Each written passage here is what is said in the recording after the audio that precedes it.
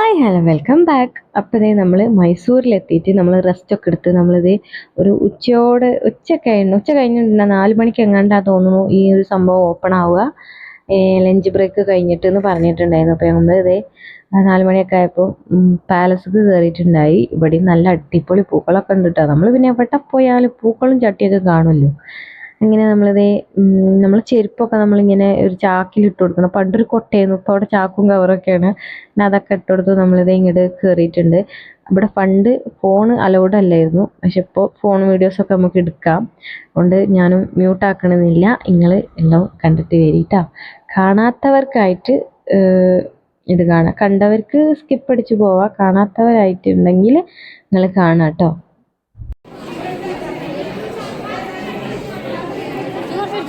ഉറങ്ങിട്ടോ താത്ത വെറുതെ അടങ്ങുന്നു.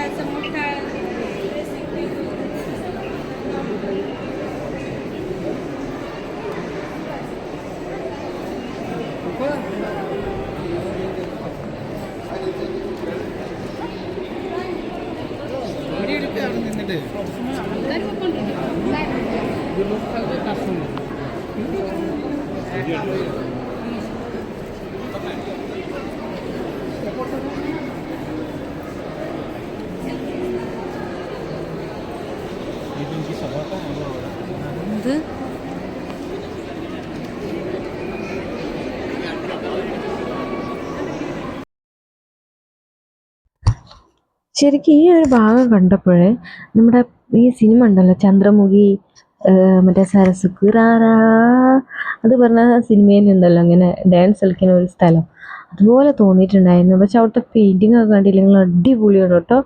നമുക്ക് ആരും അങ്ങോട്ട് പോണില്ല, അതുകൊണ്ട് ഞങ്ങളും പോയില്ല. പിന്നെ ഞങ്ങളിങ്ങനെ ഒരു ചെരിഞ്ഞ കോണി കൂടെ ഒക്കെ ഇറങ്ങിയിട്ട് മുറ്റത്തൊക്കെ ഇറങ്ങിയിട്ടുണ്ടായിരുന്നു.